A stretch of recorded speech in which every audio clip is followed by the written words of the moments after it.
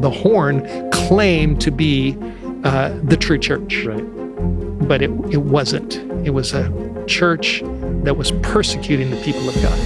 They were persecuting the saints. So who are the true people of God? Is it the horn or the saints? It's the saints. The horn says it's us. Right. The saints say no, it's us. So a decision has to be made up in the courts of heaven. Who are the real saints of God? Right. And that's where verse 22 comes in. It says, until the Ancient of Days came.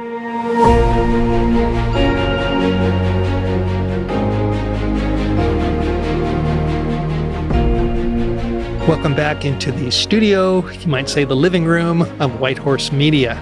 We are going to go into part 3 of a mini-series dealing with the Day of Judgment. It's a big topic, it's a huge topic, and we're looking at it according to the Bible.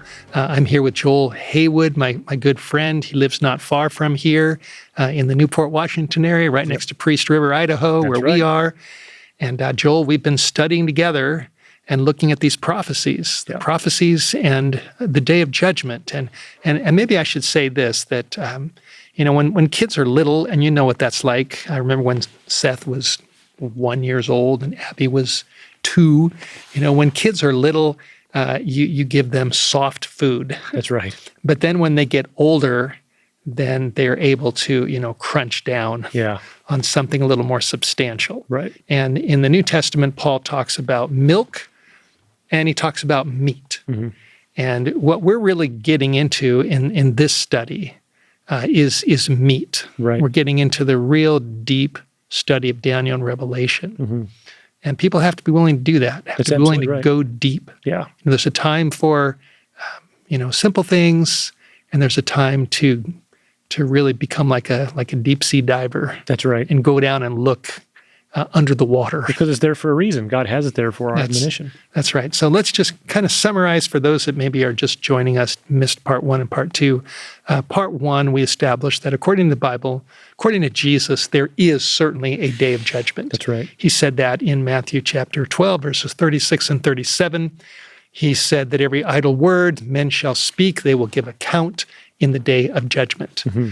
And then we also looked in part 2, we looked at Daniel and Revelation, at least some of the prophecies. In Revelation chapter 14, we have an announcement that we're living in a judgment time. In chapter 14, verse 7. And in chapter 14, verse 14, it describes Jesus coming. So we established that according to Revelation 14, there is a judgment that takes place before the coming of Jesus. And in our last program, we started building toward understanding that a little more, which was from Daniel 2 and Daniel 7. That's right. Yep. And if you want to kind of recap, what did we, Daniel 2, Daniel 7? So the imagery in Daniel 2 and 7, you can overlay them on one another, and they're actually talking about the same type of time period.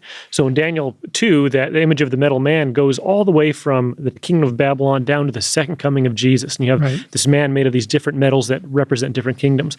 It changes in Daniel 7. It's talking about roughly the same time period, but those metals are now those metals are changed into beasts. Mm-hmm. And Daniel 7 uses beast imagery. So you've got this lion, this bear, this leopard, and this indescript beast with iron teeth and iron claws, and then 10 horns that come out of this beast.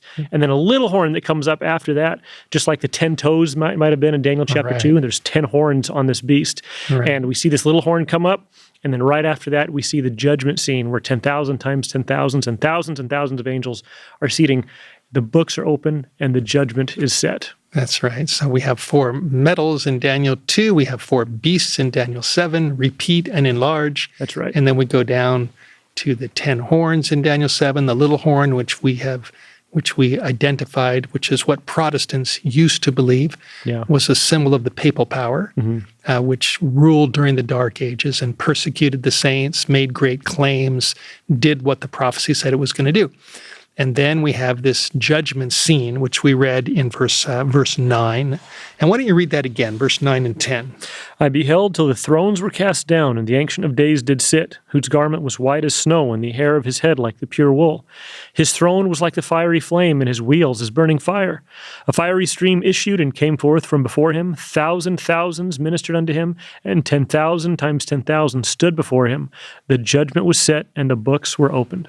Right. So there's a point after Babylon, Persia, Greece, Rome, the breakdown of the Roman Empire, and the little horn during the Dark Ages. Then there's a point where the Father, who is the Ancient of Days, sits on a seat. Right. And thousands and 10,000 times 10,000s of angels are gathered in this throne room. And I want to just make a point, which we'll come back to, that his throne has wheels. That's right. In verse 9, his wheels as burning fire, which shows that the throne is a movable throne, Yeah, that's and which interesting. we'll get to. Like Ezekiel, chapter 1, I believe, talks about the throne moving through the skies. So Yeah. God's throne is movable. Right. And we'll talk about the significance of that in a little bit. And then in verse 10, all these angels are gathered to around him, just like it says in Revelation 5. There were many angels, thousands upon thousands of angels, and they're all gathered to look at the books. Right. And then it says the judgment was set and the books were opened. So our topic is the day of judgment. Right. And this is a judgment that's happening up there in heaven. And as we'll see in a moment, this judgment did not happen in the time of Jesus. It didn't happen at the cross because it happened after the breakdown of the Roman Empire. Right. Jesus lived during the time of Rome. He was crucified during the time of Rome. He rose from the dead during the time of Rome, went to heaven, and Rome hadn't fallen apart yet. Right. So it wasn't until later that the Roman Empire collapsed into the 10 horns that divided up Rome and laid the foundations of the European nations. And then the little horn comes and does his persecution work, his making great claims, boastful words during the Dark Ages. And then you have this judgment scene taking place. And so the Father is on the throne, and all the angels are gathered, and the judgment is set, and the books are open. Yeah. Now, let's zero in. Why don't you read verse 13 and 14, because this is very important. Right. And I saw in the night visions, and behold, one like the Son of Man came with the clouds of heaven, and came to the Ancient of Days, and they brought him near before him. And there was given unto him dominion and glory and a kingdom, that all people, nations, and languages should serve him. His dominion is an everlasting dominion, which shall not pass away, and his kingdom that which shall not be destroyed. Yeah, now let's really look at the details on this. I saw in the night visions one like the Son of Man. And who's the Son of Man? Jesus. Yeah, we know that clearly many times. He calls Jesus- himself that. Right, the Son of Man. So here is a vision of the Son of Man, and he's coming with the clouds of heaven. Now, this is not his ascension, because when he went up to heaven, and it says a cloud received him out of their sight in front of the disciples in Acts chapter 1, that was still during the time of the Roman Empire. Right. That was before the 10 horns, and that was before the little horn, and that was before this judgment scene takes place. Right. So this is a very mysterious verse. So it says, he comes with the clouds of heaven, and he came to the Ancient of Days. So this is not his ascension, because it's after the little horn, and it's not his second coming, Right. because he's not coming with the clouds of heaven to the earth. It's not when he went up, and it's not when he comes down. Right. It's him coming with the clouds of heaven to the Ancient of Days, who is seated on the throne with all the angels around him, and the books are opened in the judgment. So Jesus is then coming into the judgment to meet with the Father. Right. And I'll tell you this, if there was anybody that I'd want advocating for me in the judgment, it would be Jesus. That's right. Yeah. So he comes into the judgment to represent the people of God. Yeah. Right. That's why he's there. But at the time of the judgment, there's two groups of people, two just speaking broadly, two broad groups of those who claim to be the people of God. Right. Just like we've mentioned before, in the days of Adam and Eve, there was Cain and Abel. They both claimed to worship God, but Abel brought the sacrifice, Right. and Cain brought his fruit representing his works. And down throughout history, there's been two groups. There's been, in the disciples, there was two groups. There was Judas and there was John. In the time of the Dark Ages, there was those that followed the papal power and were part of the Inquisition, Right. and hunted down Protestants. And then there were those that were burned at the stake, Right. that were martyrs. And today there's many different denominations in this world, many different religions. But when God looks at everybody, He knows that there's really two groups. That there's those that are really following Jesus and those who aren't following him. And right. so the judgment is to determine which group a person is in by an analysis of the books, Right. and of the records and of the evidence. And the Son of Man comes to the Ancient of Days to represent the people of God, who are true people. Right. And the books reveal the facts, right? We talked about that. Why does God keep books? Why does he have record books anyway? Well, because he already knows who's saved and who's lost, right? He doesn't need books to help him remember. We have finite memories that we need help remembering, but God doesn't. And so essentially, it's not just God sitting there looking over these books. That's not the scene that we see. What we see is these books are open, and there's all these heavenly beings all around him. All these angels are about him. Now, remember, that rebellion in heaven with Lucifer started with the angels there, or with one angel specifically, but all that politicking happened in the angel population, you might say. And so Lucifer raised all these different questions about the Father, raised all these different questions about the validity of his government. And so as God is here opening these books, in his judgments with men, he is revealing his fairness and his goodness. And all those angels are looking in, and they're looking to see, are God's judgments actually just? Is he who he says he is?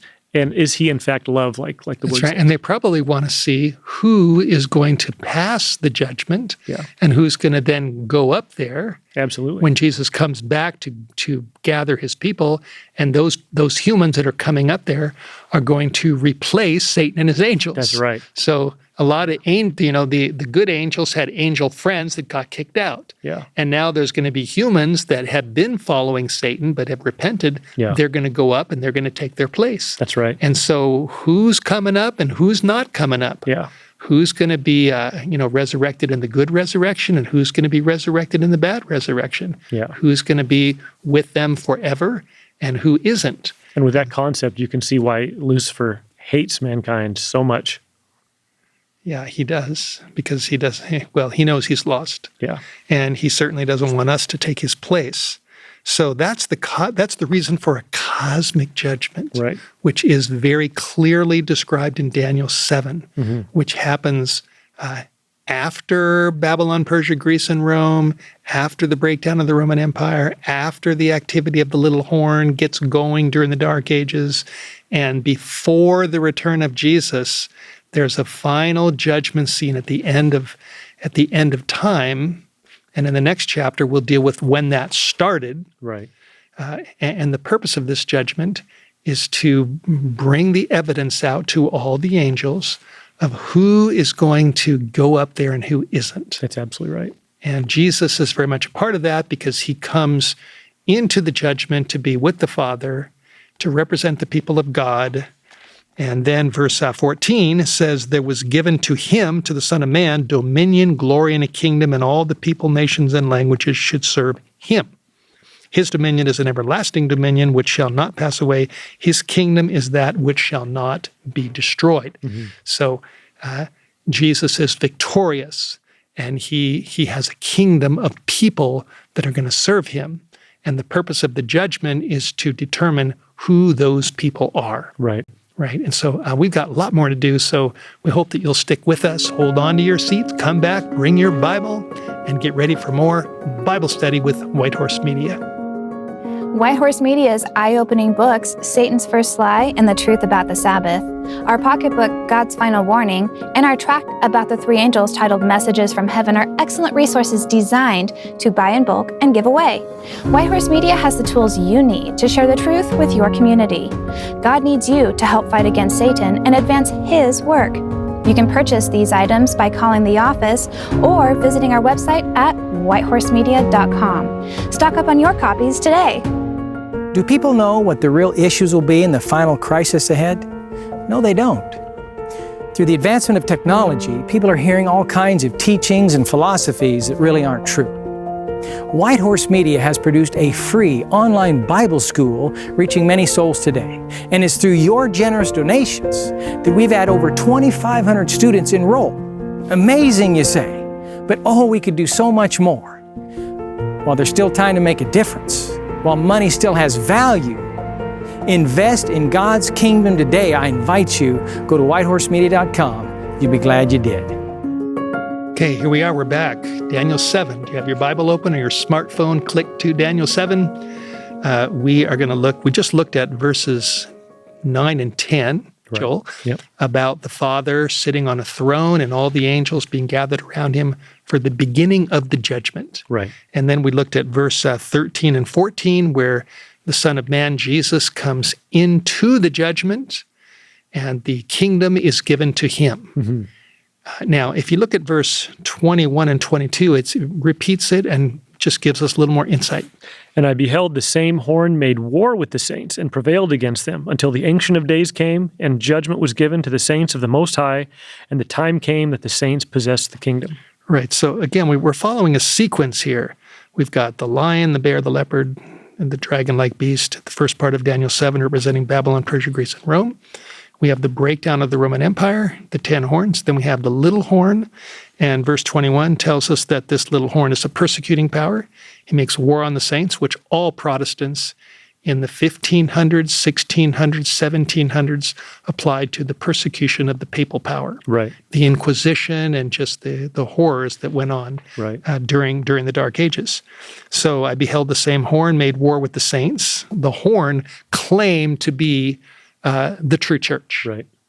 But it wasn't. It was a church that was persecuting the people of God. Mm-hmm. They were persecuting the saints. So who are the true people of God? Is it the horn or the saints? It's the saints. The horn says it's us. Right.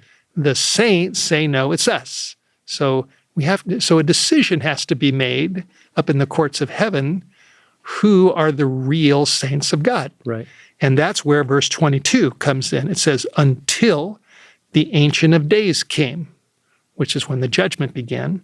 And then it says, judgment was given not to the horn, but to the saints. But to the saints of the Most High. And the time came that the saints possess the kingdom. So the judgment determines who are the real people of God and who are not. Right. That's absolutely correct. And that's, that decision still needs to be made today, mm-hmm. because in the religious world, there's a lot of different people. Right. Some people attack our church mm-hmm. for believing that there's a judgment, the believing that's happening before the return of Christ. They attack us for this. Right. That's very true. And the question is, are they right or are we right? Mm-hmm. Are Adventists heretics because we believe in an investigative judgment prior to the return of Jesus?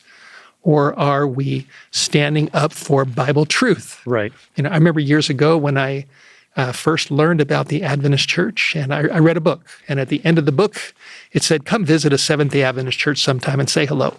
So I thought, Seventh-day Adventist, what in the world is that? And I had looked at other churches, been to other churches, but I read that line and I decided, I'm going to check out the Adventists. So I went to an Adventist church and I learned what they taught from the Bible, and I knew I learned what other people said about them, but I thought, well, I'm going to find out for myself. Right. It's kind of like the disciples of Jesus. The Pharisees said, Jesus is possessed by the devil. Mm-hmm. He's casting out devils through Beelzebub, the prince of the devils. He's a false Messiah. He deserves to die. And the disciples had to decide, are they right or is Jesus right? Right, exactly. And we have to decide too. Yeah. Are our critics right? Or are Adventists right in what they're saying about the Bible? Correct. And I've been an Adventist for a long time, and the reason why I'm still here is because I see this as being a biblical teaching. There is a judgment, and Jesus comes into the judgment, and he justifies the saints of the Most High. That's right. He makes a decision among his professed followers as to who are really following Scripture or not. That's right. And it's very important, Steve, that we stand upon the Bible and not men's opinions. I think you said this in the last episode, that there's all manner of opinions that swirl around there, but if the disciples listened to the opinions of the Pharisees, they would have been on the wrong side of the fence. We need to stand upon what the Word of God says more than what any man says. That's right. And if the people before the flood listened to all the wise men and the scholars and the scientists, they would never have gotten into the ark, and they didn't. Yeah. And they went down. That's right. But those that listened to God's message got in the ark, and they were protected. That's right. So now let's go to Daniel 8. So as you're turning there, just quick recap. Daniel 2 is a dream of Nebuchadnezzar that has 4 kingdoms, takes you down through Babylon, Persia, Greece, Rome, the 10 toes, the division of the Roman Empire to the coming of the rock, the coming of Jesus. Daniel 7 takes you down through the same history, repeat and enlarge, but now it's beasts, and you've got Babylon, Persia, Greece, and Rome, the 10 horns, like the 10 toes, and the little horn representing a further development of the papal power, persecuting the saints of God, and then a judgment to decide who are the real saints of God and who aren't. That's right. And now we get to Daniel 8. Then we have a similar history, but some more details. Yeah, that's absolutely So why don't you start us out in that in Daniel 8? Daniel has a vision, and what's the first animal that he sees? The first animal he sees is a ram. And this ram, what's important about Daniel 8 is that we don't have to guess what these images are, because Gabriel comes in the latter half of the chapter and he interprets it for him. Okay? Exactly. So we can just briefly say this ram, I can say it's whatever I want, but in reality, we need to let the Bible explain itself. And there's this ram, then there's a goat that comes with a notable horn between his eyes, That's right. and then another little horn comes up and does all these exploits. We don't need to wonder too much, because in verse 20 and 21 of Daniel 8, it plainly says, "The ram which thou saw having 2 horns are the kings of Media and Persia, and the rough goat is the king of Greece." Now, this should be familiar to us. This is fitting right in line with Daniel 2 and 7. We saw the Medo-Persian Empire come, and then after that, Greece. Exactly. So we know we're talking about that same sort of span of time. Exactly. So it's repeat and enlarge. Daniel That's 2 right. takes you down. Daniel 7 takes you right on top of it, gives more information about the judgment. And then Daniel 8 is going right on top of that. That's And it starts with a ram representing the Medo-Persian power, and then the goat representing the Greek power. And it's interesting that the ram and the goat are animals that were sacrificed in the sanctuary. Yeah. And one of the great significance of Daniel 8 is that it now brings in the new information about the sanctuary. Yeah. And so we'll see this. So then there's this, after the goat comes this horn, this little horn, and he becomes very great in verse 10. Verse 11, he magnifies himself even to the prince of the host, who is Jesus. And then it says at the end of this verse 11, it says, the place of his sanctuary was cast down.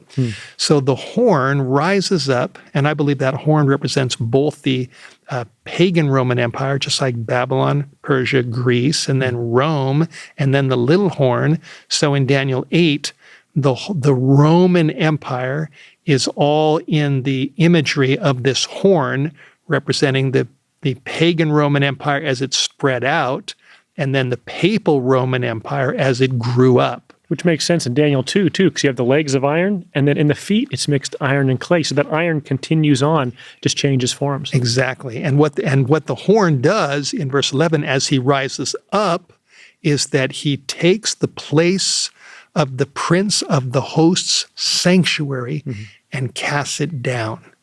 And so the prince of the host is Jesus, and the sanctuary is where he is our high priest up in heaven. The book of Hebrews is very clear on that when Jesus went to heaven, he sat at the right hand of God and he ministered in the sanctuary. Right. Hebrews chapter 8, verse 1 and 2. Now, so then the question goes on in verse 12 mentions he cast the truth to the ground. he practices and prospers. And then verse 13 says, I heard one saint speaking, who was an angel, and another saint said to that certain saint which spoke, two angels are talking, how long shall the vision be concerning the daily and the transgression of desolation, to give both the sanctuary and the host to be trodden underfoot? So you've got Medo-Persia, you've got Greece, you've got Rome, you've got the Roman horn coming up, just like in Daniel 7.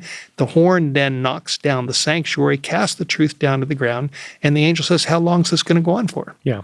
How long is he going to be allowed to do this? Yeah. So then you have a new information, and verse 14 says, the angel said to Daniel, to 2,300 days, then shall the sanctuary be cleansed.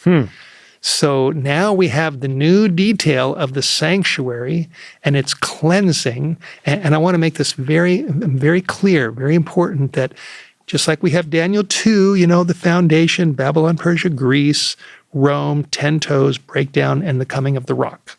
Daniel 7, we have Babylon, Persia, Greece, Rome, the 10 horns, the little horn, and the judgment, which we don't really know when it starts. We just know that the judgment is set. And the books are open, and Jesus comes into the judgment for the final decisions of who are the saints and who are like the horn. And then Daniel 8 picks right on top of that. And you've got Persia, Greece, Rome spreading out, and then Rome going up, and then casting the sanctuary down to the ground. And according to the pattern that you've seen, what comes after that? The judgment scene. That's right. That's right. Exactly. So just like there's a judgment in Daniel 7, so there's a cleansing of the sanctuary in Daniel 8. Yeah. And so that's the parallel. The judgment scene is in Daniel 7, where the Son of Man comes into the room where the Ancient of Days is seated. That's right. And then in Daniel 8, we have a cleansing of the sanctuary, which according to the sanctuary pattern of the earthly sanctuary, it had two rooms. There was a holy place and a most holy place. The most holy place was the room that the high priest went into once a year to cleanse the sanctuary, to remove the sins of the people that had gone in throughout the year, and then to take them out by the blood of the sacrifice, and then to put those sins on the head of the goat, and then the goat died in the wilderness. Right. And that was the day of the cleansing of the sanctuary. Yom Kippur, it was called, the Day of Atonement. And so the imagery in Daniel 8 is taking you into the Day of Atonement and the cleansing of the sanctuary, which happens in the most holy place by the high priest, who removes the sins of the people of God and puts them on the head of the goat. Absolutely. And we know from other places in the Bible, such as Hebrews, the 8th chapter, as well as Revelation chapter 11, it says there's a sanctuary in heaven. So as you're looking at all this imagery coming down, you're fitting Daniel 2, 7, 8 together. That fits perfect when it talks about Daniel 7, how he came in before the Ancient of Days. That's right. And then you see the cleansing of sanctuary and the sanctuary language, and how the high priest would go into the most holy place, which in the holy place, in the most holy place, there was the mercy seat, which was supposed to represent, the throne of God essentially in there. And the high priest comes in before the mercy seat. So you see all of that connected together. That's right. So Daniel 8 gives us the sanctuary imagery. And just like Daniel 7, you've got Jesus going into a room where the Father is. In the judgment. And in Daniel 8, it brings out the cleansing of the sanctuary, which is when the high priest on earth, in the earthly type, went into the most holy place to cleanse the sanctuary. Right. So just like the high priest goes into the most holy place to cleanse the sanctuary on earth, so the Son of Man comes to the Ancient of Days during the time of judgment to ultimately cleanse the sanctuary and issue a verdict of vindication upon the saints of God, and a verdict of condemnation upon the horn and all those who are really false disciples of Christ. Right. That's the parallel. So we've got more to do. We'll be back for part 4 as we go deep into what the Bible says about the day of judgment.